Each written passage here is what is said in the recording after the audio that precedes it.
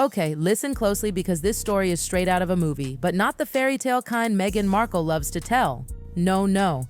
This one starts way back in 1998, before the fancy titles, royal tiaras, and TV cameras. Back when she was just Meghan Markle, a regular college girl at Northwestern University. She wasn't famous then. She wasn't a duchess or a global icon. She was just another young woman, ambitious, smart, and dying to belong. But one night inside a sorority house, something went down, and trust me, it was ugly. That night started like any other wild sorority night. Music thumping through the halls, the kind of songs that make you scream, sing the lyrics. Girls laughing, gossiping in front of bathroom mirrors, mascara wands everywhere, makeup mess covering the sinks. The energy, pure chaos and glitter. And then, oh, you're not ready for this. Someone decided to play a little prank. Just a harmless joke, right? They switched a tiny tube of eyelash glue with super glue. Yeah, super glue. No one ever figured out who did it. Some whispered it was a joke that spiraled out of control. Others swore it was revenge, jealousy, maybe rivalry. Sorority drama is no joke. And then, one girl actually used it. In seconds, literally seconds, her eyelids sealed shut. Completely. She screamed like blood-curdling scream. Laughter turned into panic. The room flipped from fun to fear in an instant. Girls were crying. People running everywhere. Someone grabbed a towel. Someone screamed for help. It was chaos. Within minutes, the poor girl was rushed to the hospital. Some people claimed she temporarily lost her vision. Others whispered her parents threatened to sue the sorority. It was that serious. But through all the whispers, through all the terrified faces, one name kept floating around that night like a curse. Meghan Markle. Now let me be clear, no police reports ever came out. No official record. Nothing on paper. Just shaken students, crying sorority sisters, and a dark rumor about something very serious happening behind those polished sorority doors.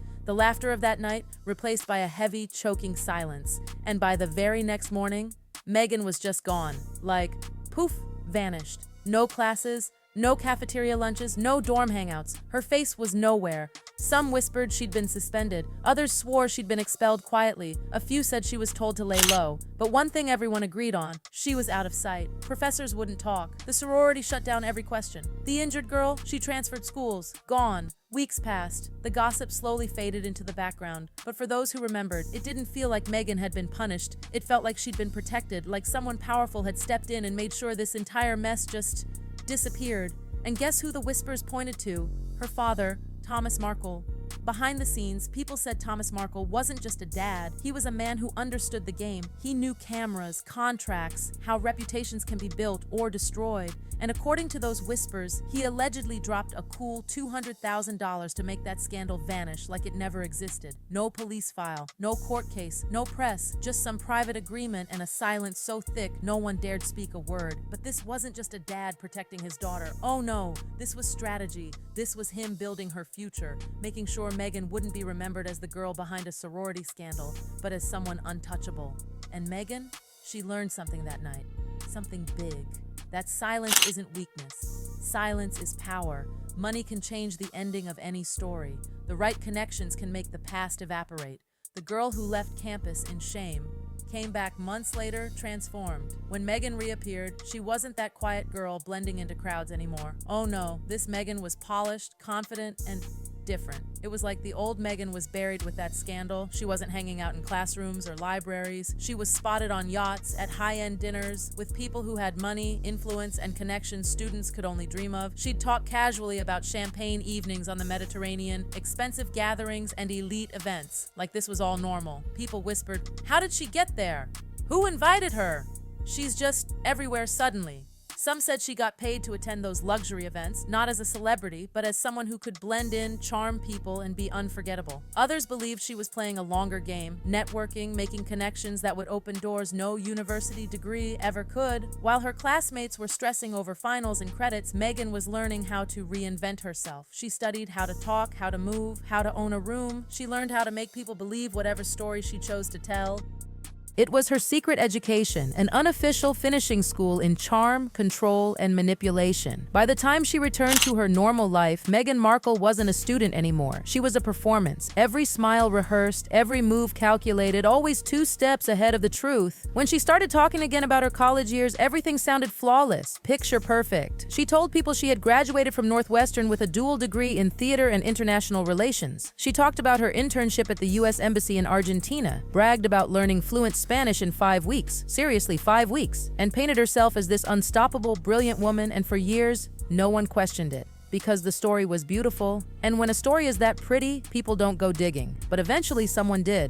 Northwestern University? Yeah, they never even offered that dual degree. Her embassy internship was real, sure, but she was basically filing papers. She wasn't some diplomatic prodigy. And fluent Spanish in 5 weeks? Language experts laughed. Then the photos surfaced. Meghan in a graduation gown, smiling for the camera. But something was off. The robe was plain black, not Northwestern's signature purple and black. No classmates around, no campus in sight, just Meghan, posing like the world wouldn't dare ask questions. Piece by piece, the story started to crack. Years later, that polished lie didn't just survive, it became royal history. When Meghan entered Buckingham Palace, her myth was printed in gold. Literally, her official royal biography included everything she'd claimed: the dual degree, the embassy work, the Spanish fluency, the grand education. Nobody questioned it. Why would they? She wasn't just a newcomer. She was the perfect modern fairy tale, educated, accomplished, and glamorous. But then quietly, without a word, the palace edited her biography. One day, the line about that dual degree was just gone. No press release, no explanation, gone. Journalists noticed. They compared the old and new versions, and the difference, impossible to ignore. Northwestern confirmed the truth. No such degree existed. That tiny deletion spoke louder than any official statement. The palace didn't correct the lie. They erased it. And that was the first real crack in the Meghan Markle illusion. That little sorority prank from 1998, it wasn't just a one-night disaster anymore. It was the root of everything: the hush money, the reinvention, the perfectly crafted biography, and the one man who had been there from the start? Thomas Markle, the father who allegedly wrote that check to make it all disappear. The same man who knew exactly how powerful silence could be when money and reputation were on the line. But over time, their alliance, once tight, quiet, and unshakable, fractured. The silence that once protected her started to work against them. The father who once shielded her became the man she pushed away. Because when truth becomes currency, love starts to look a lot like leverage. And when your entire empire is built on illusion, the cracks don't stay hidden forever. Every empire built on secrets eventually falls. For Meghan, it didn't happen with a big, loud scandal. It started with a deleted sentence on a royal website, a missing degree, a timeline that didn't add up.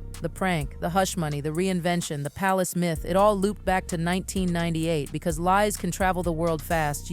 But truth? Oh, truth always finds a way to arrive, even if it takes decades. Meghan Markle's rise wasn't luck. It wasn't just love or destiny. It was design. Every move, every silence, every deletion, part of that carefully crafted story. And for years, it worked perfectly, until truth, patient and quiet, began to whisper again. In the end, Meghan's fairy tale didn't shatter with a bang. It unraveled in silence. The same silence that once protected her. The same silence that shaped her. The same silence that finally exposed her. From a sorority prank to Buckingham Palace, the story was never just about ambition. It was about control. Control the story and you control the world. But once the story starts controlling you, there's no escape. And that, darling, is the real tea behind Meghan Markle's perfect little fairy tale. Perfect.